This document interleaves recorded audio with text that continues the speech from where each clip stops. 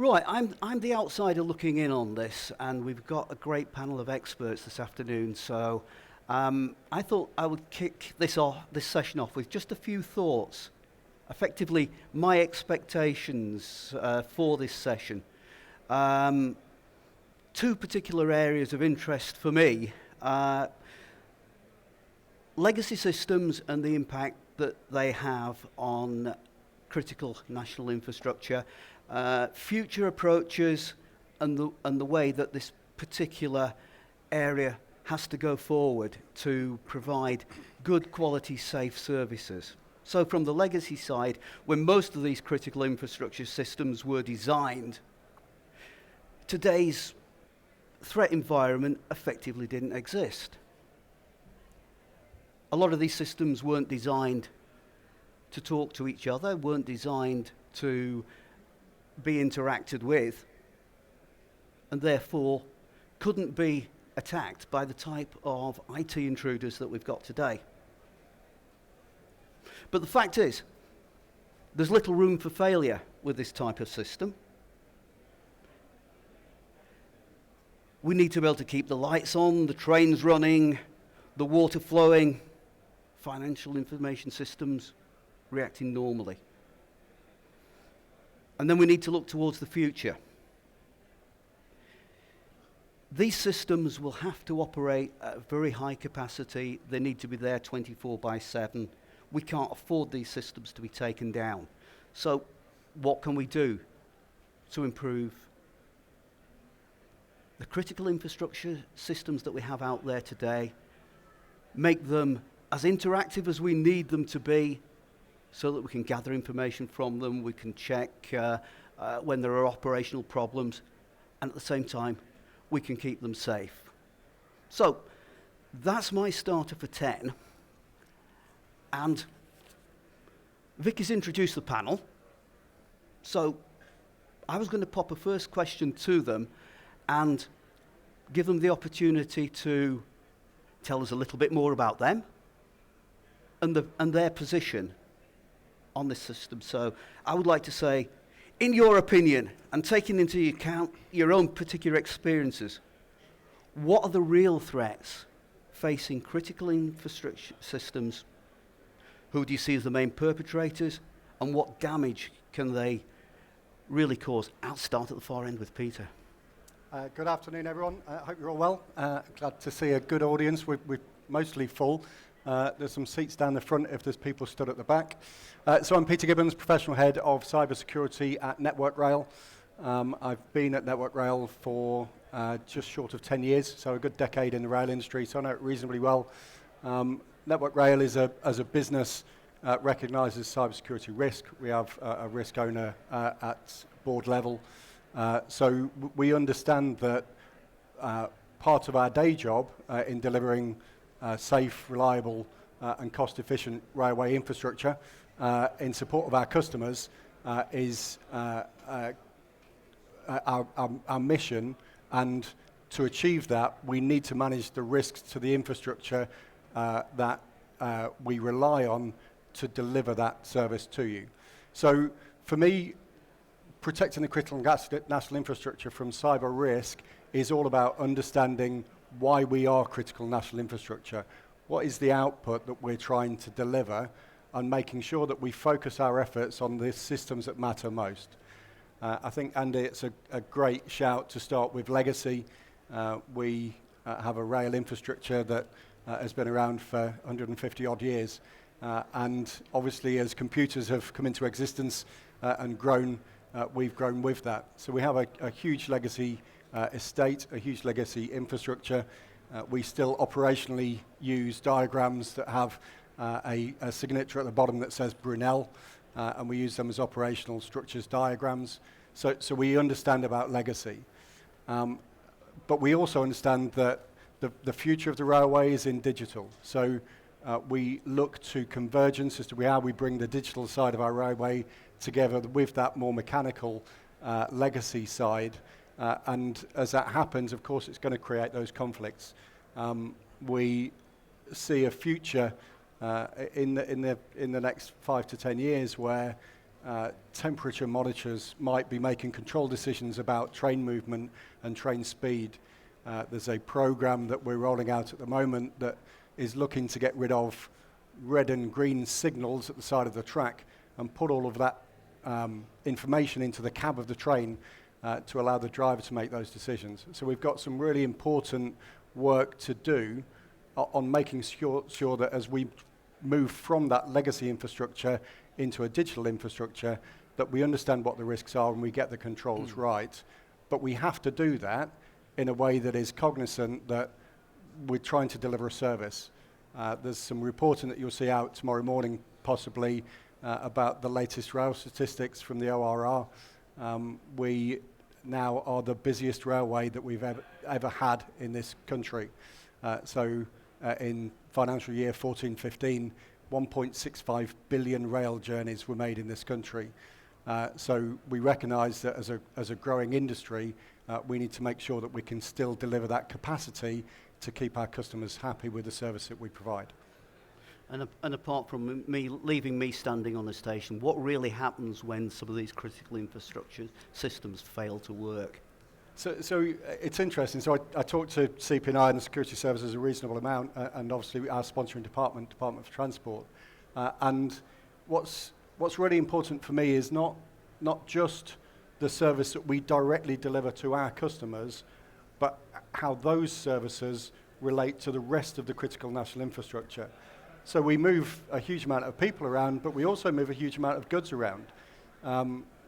Without the railway, without the rail freight, chemicals don't get to water treatment plants, so you stop getting clean water. Food doesn't necessarily make it to supermarket shelves or to distribution depots, so you stop getting food. Fuel doesn't get to power stations in coal, so you stop getting electricity. The critical national infrastructure is quite a dynamic beast. It's all interconnected. We can't run railway without electricity. We can't generate electricity without managing nuclear fuel waste. We're all interconnected. So if we stop delivering rail services, it's not just Andy that gets stranded on a platform. We have real social problems in the UK. Thanks, Peter. Don, a cyber ambassador for the Bank of England. Yeah, I just didn't want to be called a senior advisor, that was all. So it just thought I'd give myself a new name. And it also helps me, ladies and gentlemen, if you take my reflections and my comments as my own personal comments and not those of the Bank of England. It gives me a lot more freedom.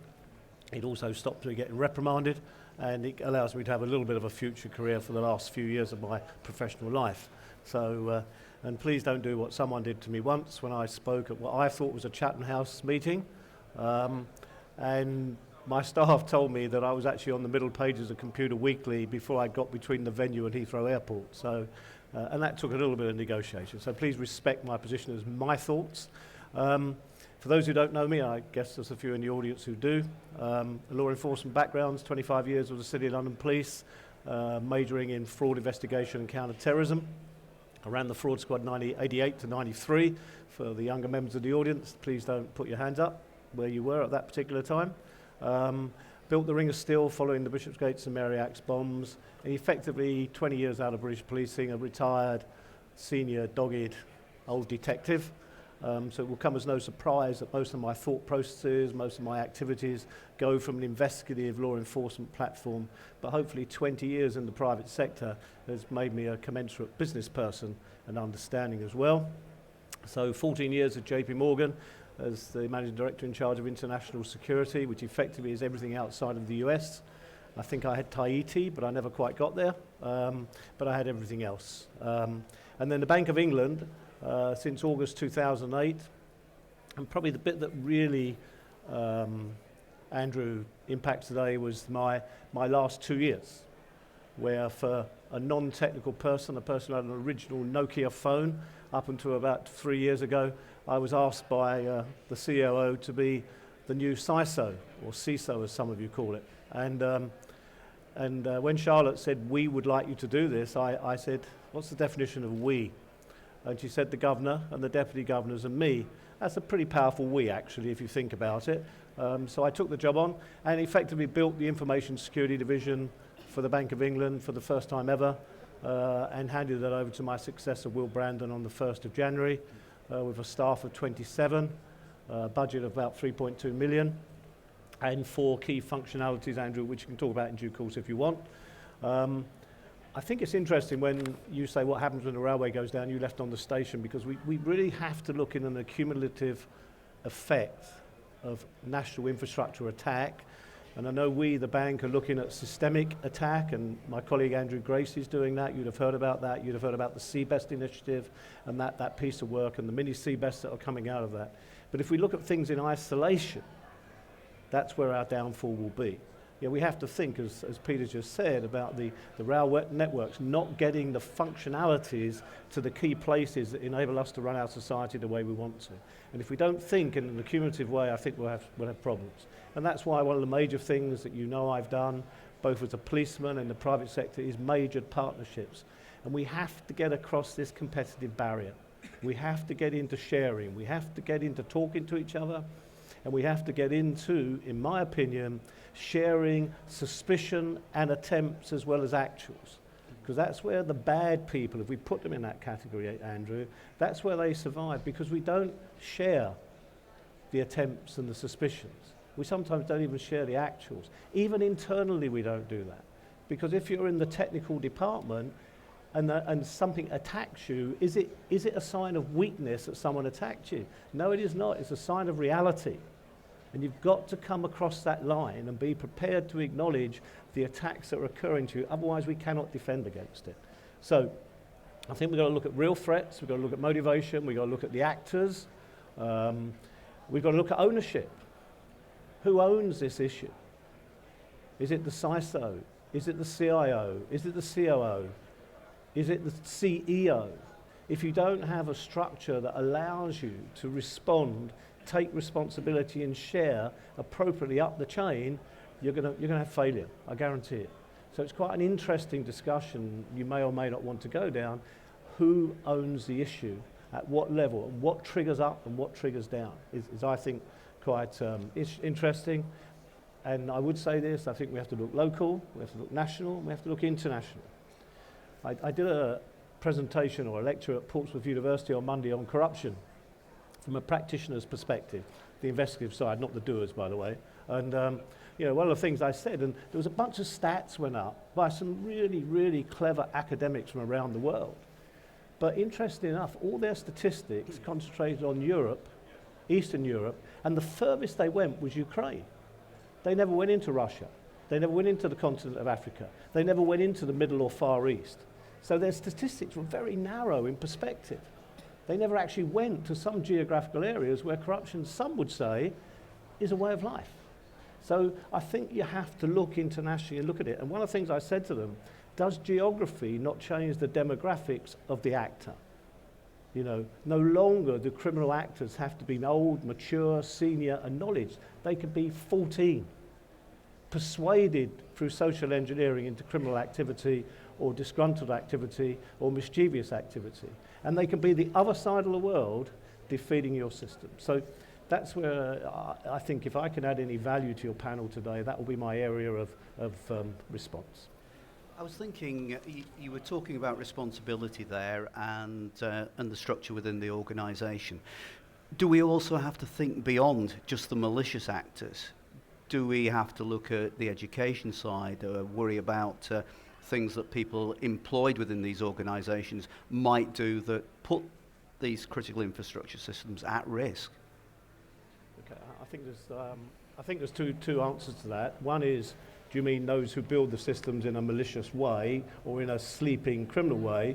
Or are you talking about the education of the staff so that when something happens, they report it? If I deal with the latter first, I think it's Pete O'Doherty, who's the Detective Superintendent in charge of the National Fraud Investigation Bureau and the City Police, said, from their perspective, 80% of all cyber-enabled crime could be prevented if the education level of the staff was at a far higher standard. That's an 80% risk reduced by education and process, awareness, response and action. So there's that piece of it. I think we do, Andrew, have a real issue about insider, either in the in the pre-stage, the actual stage, or the post-stage for whatever the motivation is. The motivation could be just because I can. Or the motivation could be criminal, or it could be terrorist, or it could be financial, or it could be political, or just disruptive. So I think to your question, there's two parts. Okay. If that helps you. Thanks, Don. Raj, have you seen what title they've written down for you here? It says, Chief Innovation Officer, Cloud Security Alliance, Special Advisor, European Cybercrime Centre. Sounds pretty cool, Yeah. right? Well, I actually don't have a badge. I actually do have handcuffs, but that's another story. I want to play a little game first of all. I'm going to say a word, and I want you to say what's the first word that comes into your mind when I say this. You ready? Right. Cyber. Crime. Espionage. Threats. Attack. What else? War. That's a new one now. Every single word that we have related to cyber is negative in some way, shape, or form. In fact, we've got a whole conference dedicated to, I guess, the bad side of cyber. But when we talk about critical infrastructure, before I get into the risks, I just wanted to touch on this one thing, which is opportunity. Because when we begin to connect systems up, amazing and remarkable things can happen. 3 years ago, when I was in the Middle East, I went to see one of the largest oil companies. And we built and deployed one of the world's first digital oil fields. We now have the ability to be able to remotely control and manage offshore drilling from a central location. The net result was we've increased oil production from 400,000 barrels to 1 million barrels every single day from a brownfield plant. And that's just the start of it. You know, we're seeing secondary substations, even nuclear power plants being connected and becoming online and providing enormous benefits to us as society. Now, with that in mind, of course, there are risks. And a very short story was, when I spoke at the Secure Cloud Conference, I talked about, I think the title was called Cloud Computing for Critical Infrastructure. Now, there's a dumb idea. You can imagine how the presentation went. And when I finished, a friend of mine, the co-author for my last book, Brian Honan, sent me a link to a company that were offering water treatment applications hosted in a public cloud. So for you to log in to this water treatment application, all you needed was a username and password. That's secure, isn't it? And so when I clicked through, I had a look at their security statement, and this company said, you don't need antivirus updates, you don't need operating system patches, because it's hosted in the cloud. And when we talk about the world that we're moving into, cloud computing or technology, it's not just going to be there for naked photos of Rihanna. It's going to be there to keep our water clean and our lights on. So when we start to consider critical infrastructure, I think, first of all, we have to recognize the remarkable opportunities we all have, but equally, recognize that there are some really significant risks that must be addressed. Okay, thanks, Raj. I thought I'd turn the end of that into my first question here, and when I've asked a couple of questions, I'd like to open it up to you folks in the audience to get some feedback, to understand your thinking, but also to give you the chance to put some questions to the panel and get some answers that are relevant to yourselves. So, we're all working harder, often with fewer resources, and the drivers for efficiency, we all know they're there. As a result, we need to gather more information as efficiently as possible. So we're needing more access to these critical infrastructure systems. Effectively, the way we work is making them more vulnerable, likely to compromise. And because of the nature of these systems, if things go wrong, it puts us at risk. I don't know. Is that an accurate reflection of what you think? Am I being too positive, too negative? Raj? Can I disagree straight away? I don't think we need more information. I mean, how much email do you all receive a day? More than 100? More than 300? How many of you get more than 500 in a day? If I gave you another 80%, can you actually consume that information?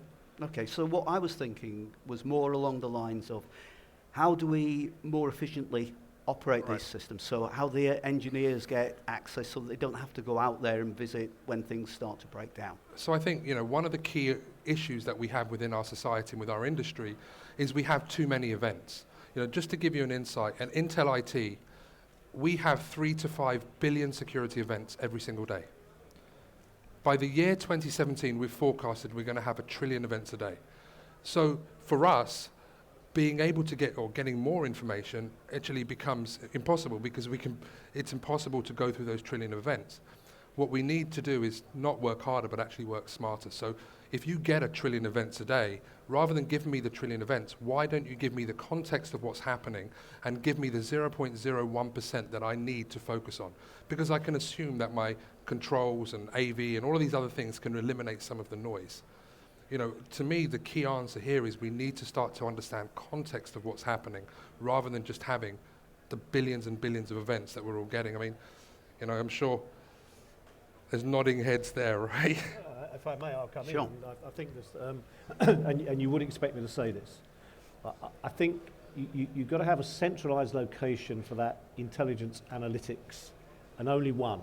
The worst thing you can do is have people who don't understand threat analysis and intelligence analysis looking at some information and overreacting, or more importantly, underreacting to it, because both of them will waste your time and cause you damage. It's that threat balance analytics that leads what Raj is saying. We built a SOC at the bank. We never had one before. The real trick with a SOC is to filter out the daily traffic which is caused by power surges, just a piece of kit going down, to something that is a real attack. And then when you get that real attack or that real issue, and it doesn't matter if it's 1 trillion, if you get the trillion down to 300, then you use your resources to examine the 300. And anybody who has a SOC, if you haven't got that pathway into the people who are skilled and trained to do the analytics, who then throw it back to the engineers and say, right, what are the preventative measures needed for this? And just to give you a practical example, well, I think some people have misinterpreted the CBEST penetration testing. The CBEST penetration testing will show you strengths, weaknesses, stuff you did know, stuff you don't know. The real trick is when it shows a weakness is to identify the real reality, the reality of what that weakness really means in context to the current environment. In other words, is it an exposure that someone's going to explore, or is it an exposure that actually no one in the world will know about unless they fall over it by accident? Yeah? And that's how you don't waste your resources and your money and your time and your energy. So create the right team for the right functionality. Make sure the pathways of connectivity are there. If you engage with people like Raj's company, use their skills. Don't try and duplicate their skills. If you trust them, and then get it into your system in a managed way, you can respond to it. And I'm sure you'll say the same. And I think, I think what Peter said earlier about putting the red lights in the cabin, is no different to putting the oil field remotely controlled. Yeah, completely. And so I will disagree a little bit, because a bit of conflict's always good, right? Yeah. But don't break my nose like you did that guy last night, yeah? He played squash last night and broke a guy's nose. So. And if it's in the audience, I'm very sorry. I'm still very sorry. So I disagree a little bit. So I have an aspiration, and I think sometimes that it's pointless having this aspiration. But what I'd really like is to stop talking about cybersecurity. I'd like to talk about security, because it's just about the protection of an asset. So cyber is something that we, the industry, have created, actually the media created, and we jumped on it and grabbed it with 2 hands because we saw it as a new thing that needed a response. But as a species, we've been doing security for millennia. We know about security. It's built into what we do. It's you look at Maslow's hierarchy of needs. It's all about what we do.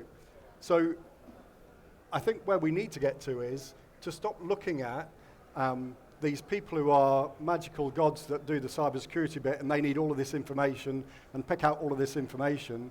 And we need to help our people who do their jobs, so drivers in trains and oil rig workers, to be able to recognize what good and bad is and be able to respond to the information that they get in their job and see that as a threat to the security of their assets. And then respond to it, calling in specialists when they need them from a SOC or an emergency response team or whatever it might be. So you pull the expertise in when you need it, rather than have experts on tap all the time trying to do the work for the 33,500 people that run the network every day. I think we need to stop thinking that security and cybersecurity is a specialism. It's something that all of our people should know about, and they should all do as an integral part of their job. Until we do that, until we socialise security and cybersecurity, we will never win. It's too big to do all on our own. I think sorry, go on, you go first. Do you want to disagree with him first, or shall I? I want to qualify. Go on then, I'll So let you go me have a first. qualify, then you can really go in. I think one thing, I don't think we are worlds apart here, because on that socialisation, I very much agree with it. And one of the things that we've done is to actually distribute that sanitised, simplified information across the whole platform of the workforce. So there's a certain message goes out, and we also put it into there. If there's a particular media alert on a particular cyber issue, we actually go to the staff and say, if you've got a home computer, this is what you should be thinking about doing. So it's not just the professional piece, it's the personal piece as well. And I think that's a big managerial trick. I use trick in the professional sense. The second thing is tiering that up. I used to get a daily report, a sanitised report of everything that's gone on in the world and everything that's gone on in the bank. And it was less than half a page. It was condensed, sanitised down to that. That was then subsequently distributed on the fortnightly basis to middle management, so the whole of the bank, at my level, of which there's only 28 of us, would get that piece of information. Then we'd even crystallise it even more and send it up to the governors once a month and do that. So I think I'm very much with you, and the more you can alert from the most junior 1 week employee through to the governor, it's key that they understand it and then they can respond to it, which may soften your blow or may actually increase your blow. I'm actually going to jump in first and say something. I agree exactly with what Don said about condensing that information down. Now, one of the frustrations I've had about the 2.5 days I've spent here at InfoSec is I've had a constant flow of people telling me how they can do security intelligence and analytics, how they can grab and pull in more and more data that's relevant to organizations. But what I'm not getting back is the bit that Don talked about, the bit where you take all that intelligence, you bring it down to the smaller number of issues that are relevant to the individual organization, and then I would want to take it a stage further. I want that information and the suppliers of this information to help the analysts who are looking at this information to take the appropriate actions so that they're acting as effectively as possible. Sorry about that, Raj. I'll pass it on to you. So I think what you're referring to kind of aligns with what the Cabinet Office had proposed with regards to the data handling review. You know, I used to be a CISO for a big government department, and you know, the approach of the information asset owners or the asset owners themselves are responsibility and accountability for the risk associated with their assets. And for that principle, I absolutely agree. You know, because the security department don't own the risk, but actually they do have the responsibility, I feel, to ensure that timely information is provided to those asset owners to be able to make that decision. Now, if we live in an environment whereby we have 1 million, 2 million or 5 million events a day, giving those asset owners 5 million events becomes impossible for them to be able to make a decision. So I think we are kind of in the same, I think we kind of agree with each other, but I would say before we even get to that, I would say there's a considerable amount of effort to be done to provide timely contextualized information. Yeah, I couldn't agree more. So I guess the analogy for me is if we've got a work site just outside Paddington doing the Crossrail works, and there isn't a central team in Network Rail who looks for trembles on that fence to see if someone's trying to break in and steal, I don't know, the copper cable or whatever they might be after today. The site own that security risk. It is about the asset owner being responsible and accountable for managing the risk to their assets, because they have objectives and deliverables that they have to meet. So what I want to get to is a point where we stop talking about cybersecurity and we consider it security, so that asset owner gets the data and they understand what's important because it's their asset. Yeah. It's not for me to filter the information for them. They should know what's important to them and tell me what information to provide. And to endorse that, before we created the Information Security Division at the bank, we had the Cyber Intelligence Investigative Unit, CIIU, within my security division at the bank. We created that 2 years before we created the Information Security Division, exactly along that line. So because, I don't know if I was visionary or just had a bright idea or one day woke up and wanted to do something different, but we created that intelligence, cyber intelligence, alongside the regular intelligence, alongside the security platform. And I actually transported the name into the ISD. So you'll see the CIIU is in fact the intelligence, investigative, threat analysis and forensic analysis part of the ISD. So absolutely with you, absolutely. Okay, great. Right, at this stage we have two options. I can either continue asking questions of the panel and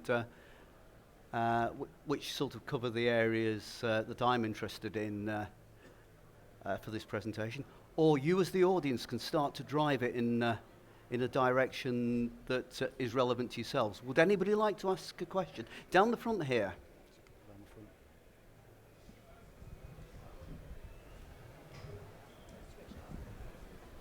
Good afternoon. I'd really like you guys to go in the direction that Raj was going in, because we want to hear about how we have to accept as a reality that all these systems are going to become increasingly connected. People need remote access, things need to be maintained remotely, and all these kinds of things. This is the reality of the world that we're in and going into even further. So what I'd like to hear is your perspectives on how we do this, but do it securely. So to focus more on the opportunities, but how to do it in a secure way. Sorry, can I ask, what organisation do you represent? Oh, I beg pardon, Computer Weekly. Perfect, thank you. Okay. Can I? Is your friend, right? That sort of fitted in well with what was going to be the next question anyway from ourselves. I would think about that in two parts. How do we improve the legacy systems that are out there? How do we make them more secure, but still allow them to pass information when necessary? And then how do we take that a step forward for the next generation of infrastructure systems that we clearly have to develop? Peter? Yeah, so this is it's something that we tackle on a daily basis. We do have a large digitalisation agenda. I think the area that I see most benefit in is in the supply chain. So at the moment we have a railway supply chain. We get new signalling systems and points management, and level crossing, and all the rest of it. And we're very good at asking our suppliers to deliver a product that does what we want it to do. But we're not very good at telling them what we don't want it to do. So we end up with suppliers who deliver products that work but aren't necessarily as secure as we'd like them to be, and then we try and throw all manner of product over the top of it to make it secure. So I think that the gotcha for me is we need to make sure that we understand what our requirements are for security of these connected devices, and we get that all the way into product development. So we're not trying to bolt stuff together. So I think from a supply chain perspective, we've got three desires almost. There's a bit which is we need secure products. So our industry needs to know what our requirements are so they can build those. But we also need our industry to understand that they need to be secure too. So the whole software development lifecycle piece happens somewhere else outside of my business. If that company isn't secure, then the product isn't going to be either. So we need secure products from secure suppliers, and we then need to be able to integrate them in a secure way. So we need a common way of connecting those devices so that they understand each other. And I think those are three issues that we haven't quite got fixed yet. So I think we need some real industry standards on the provision of secure products in a secure way. And that will help us onto that journey of connecting it all together. We can then talk a lot about architecture and how you patch the different bits together and whether it's data diodes or whatever. But if we don't start with a clear foundation of a secure product based on a clear set of requirements, we're on a hiding to nothing. We're going to end up spending millions throwing security products on top of our core infrastructure because it wasn't built securely enough in the first place. Raj? So there's two ways for me to answer this. There's the obvious way of me answering this, which is You know, we've done substation automation projects and digital oil fields and nuclear power plants and so on and so forth. Those are the obvious opportunities. It's fairly obvious to say we can increase oil production to 1 million barrels. Excellent, there's a great ROI there. But then I think there's the less obvious opportunities. And I'll give you an example. So within 5 years, everybody in this room is going to have a smart meter in their home. Now, these smart meters are going to be collecting transactional data about your energy usage. In other words, you switched on the jacuzzi, you switched on the kettle, how many people are in there. We can infer a lot of things based upon that information we get from these meters. Now, if we reduce the polling interval from 15 minutes down to a second or 2 seconds, I can also tell what films you're watching in your home based upon certain signature patterns that we have on movies and films and TV. Now, that's a real privacy consideration that I think all of us are quite concerned about. But actually, there's an opportunity here as well. You know, think about, I've said the term, utility companies will have more data than Facebook could ever dream about, but they really will. They will know what TV shows, or potentially what TV shows you're watching, but what appliances you're running, when you're running them. Now, there we have an opportunity to be able to allow you to be able to share that personal data with other companies. So let's say, for example, you have a washing machine. Wouldn't it be great if your utility company said, we can trade in this washing machine for you and we'll give you a discount for it and the ROI will be X, Y, and Z. These are new business models that I think are beginning to come out. And just to give you an idea of the size of these types of opportunities, the World Economic Forum have called what they regard as the personal data economy to be worth €1 trillion in Europe alone by the year 2020. And 2/3 of that will be realized by us as the consumers. So, you know, there are opportunities. Some of them are very obvious, but I think there are also those opportunities that we really haven't begun to grasp yet. Can I spin this back into my investment banking days? And I'm not a lover of committees, but sometimes they add value. But in investment banking, we'd have a reputational risk committee, and I, as the head of security, was the only independent party on that. So if Raj was the entrepreneur and wanted to do a $100 million piece of business in an emerging market, and Peter was the skilled investment banker, and I'd come along and say, I don't think we should do this, guys, because reputationally, this is not going to be good for our investment bank if we look down the line and we look at the history. So I think what you have to do is to get the key parties and players together and then say, what are we trying, and I think it's what these two guys have said, what are we trying to achieve? What's our objective? What's our goal? What's the risk? What's the balance? What's the security? And that needs to be a collective senior management team. You know, are we really going to do this? And you're so right, Raj. There is so much personal data out there in things that we do as everyday life. Every time you fill a form in the cumulative sense, it tells you more than any of the social media does in itself. That needs to be accessed. So you need that group of people at the right and appropriate level to say, yes, we're going to go down this road.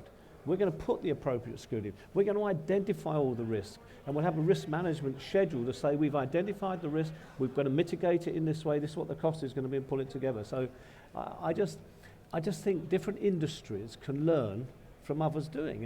And if you go into investment bank and you look at emerging markets, you look at the opportunity, the social, the financial, all the pieces together, and then you get little old me come along and say, I don't like Raj. And this is why I don't like him, and this is why we should look at an alternative location, alternative function, alternative person. Can you use somebody else, like rather than I use Andrew. I use Andrew. Yeah. Okay, he's the chair. I'm the analyst. Everybody hates analysts. But I just think you need that group of people to actually push you on that, and then your due diligence, isn't it, will suffer scrutiny should something go wrong. At the moment, if you don't have that, and I'm not being protective, I don't think you're doing it proper. I've checked my wallet. I'm definitely not an investment banker. No. Okay, do we have a second question? Gentleman in the middle. Yeah, hi. I wonder how you think we should balance the cyber risk. There is a lot of investment now in those higher probability but lower impact potential attacks, particularly on IT. There appears to be a lot less in the lower probability, high impact attacks on operational technology. How do you persuade people at board level the need to invest in that sort of protection? So what particular types of attack are you thinking here? The On the actual infrastructure itself, so if you're talking about power generation on the power generation plants in the water industry, things like pumping stations, all those could potentially have really a high impact, but are relatively low probability because IT generally, there's a lot more potential attack agents out there than there are, say, on the OT side of things. So not the distributed denial of service type stuff. Not necessarily that, it's more around the destruction or damage to the infrastructure itself. Okay. Yeah, so we have a risk method, as I'm sure everyone else has. We skew it towards the high impact events, and I think a lot of it is about getting those senior executives to buy into what I talked about right at the beginning, which is we're here to deliver critical national infrastructure. There's a reason we're critical national infrastructure, and it's about service. So we need to prioritize the types of cybersecurity breach that would have an impact on our service. So we, like everyone else, get millions and millions of hits on our internet gateway every day, and we still get viruses despite all of our best attempts. And the impacts are quite low, but the frequency is really high. It is difficult because that's front and center. So when you talk about what happened today from all of those 3.5 million cyber events or whatever it was, that you're always going to start looking in that direction. But if you get that focus on why we are critical national infrastructure, it really pulls people back into, okay, but what about this one thing over here, which was about traction rolling stock? I care more about that than those 50 viruses. So it's about prioritization. You have to be really clear about what it is that you're trying to protect. And I don't think any single division or department within an organization, institution can work in isolation. That's when it fails. That's when it fails. You need that. You need the right people making the right accumulative, intelligent decisions in a totally partnership sharing way. Anybody who still works in silos, you're going to fall over. Guarantee it. If you don't partner internally, externally, nationally and globally, you're going to miss a trick. And you've got to do that. Sometimes you've got to take the word, I think I've done this a few times, Mike, take the word serious out of a memo. The person who put the word serious in, were they actually qualified to call it serious? Or was it just serious from their perspective? Because I think it's your question, sir, isn't it? High volume, low priority, real impact, likelihood, de minimis, gravity, what's the consequence? All of that stuff. The person who put the word serious in, were they qualified to say it was serious? It may be serious in their little silo, but in the bigger picture, it's not serious. Take the word serious out of it, you'll reduce your costs, you'll reduce the pressure, and you'll actually get a quicker resolve to everybody's best benefit. So look at the author of the words and make sure that they have got an accumulative position with all the right players contributing the right piece of information. Raj, I know you have some thoughts on the criticality of infrastructure systems and the problems that can occur if we don't keep the systems up and running and what will happen going forward. Could you address it from that point of view, perhaps? Yeah, I mean, by and large, risk management is hugely subjective. And I think that's what we're kind of referring to. But I'm quite enthused by industry trends and beginning to try to get some sort of quantification or objectiveness around this. And the example I'll give you, actually I'll use your example. The European Commission have a smart grid task force, and within EG2, the expert group 2, there's a working group of utilities across Europe who are developing standards, or not even standards actually, but guidance around risk management for bulk operators within an energy environment. And the really good thing is they've created a risk methodology toolbox. So, back to your point, a serious event for a utility in the Netherlands can be translated using the same methodology to what is serious to a utility in the UK. Because right now, it's, everybody has their own methodology, and what's serious in tier 1 is what's red and what's amber. It kind of all varies, but there are beginning to be trends around this. Now,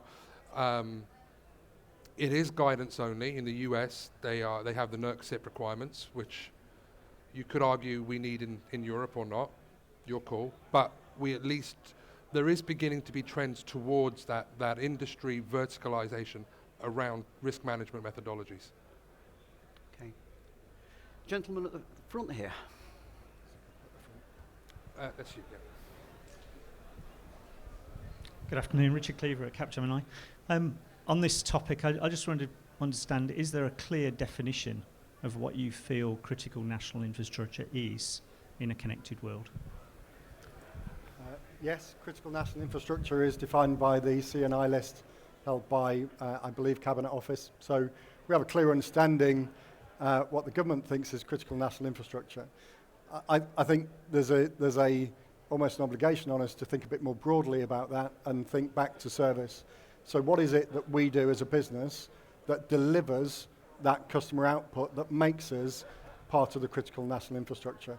So if our critical national infrastructure purpose is the movement of goods and passengers, then what is it that we do that allows that to happen? So we have a CNI list.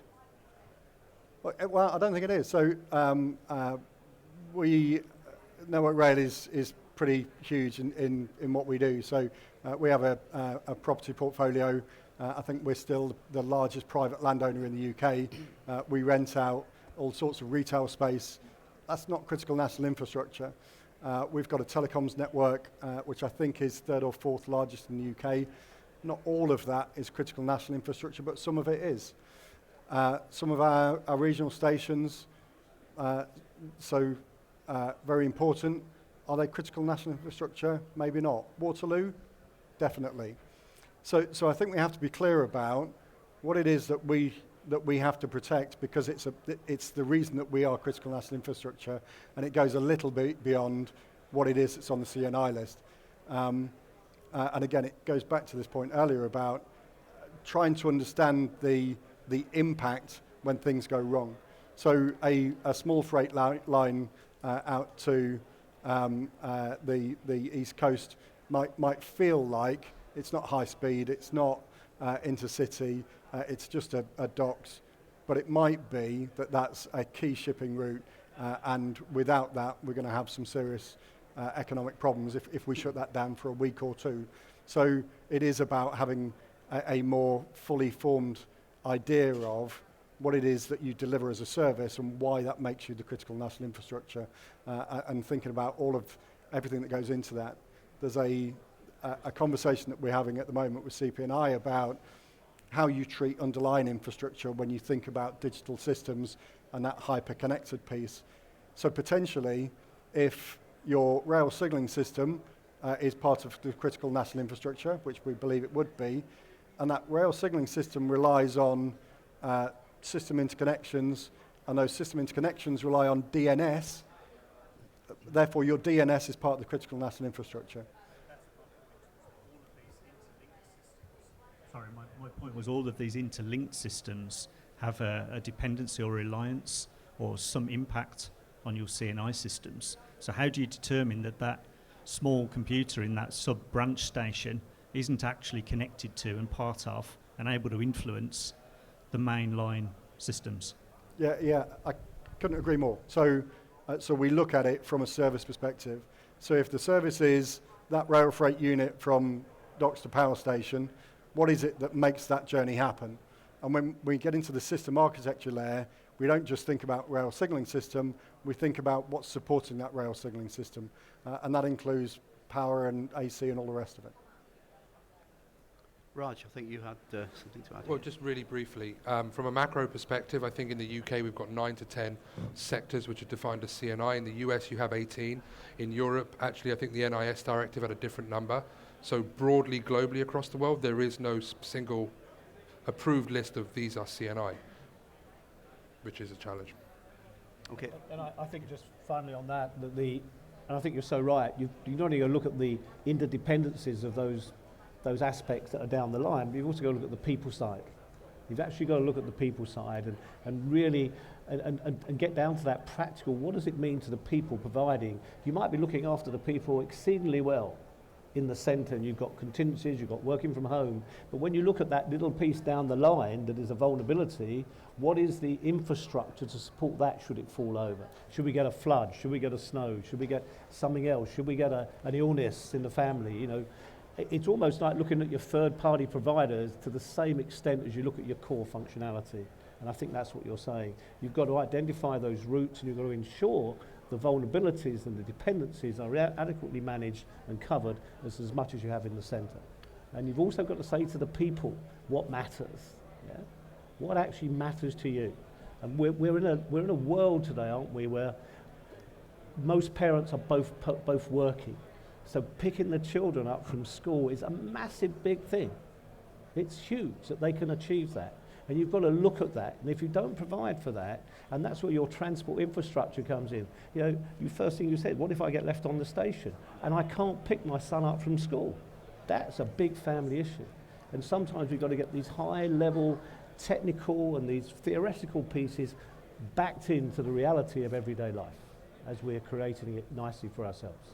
My apologies to everybody else who had a question. I've just been given the signal we're just about to run out of time. So, as a final summary, could I ask the panel, what should the next generation of infrastructure systems look like? Because clearly, we've got a lot of legacy to replace, but how do we make it more effective going forward? Could I start with Raj? One word, automation. Peter? So I'll take automation and raise you with convergence.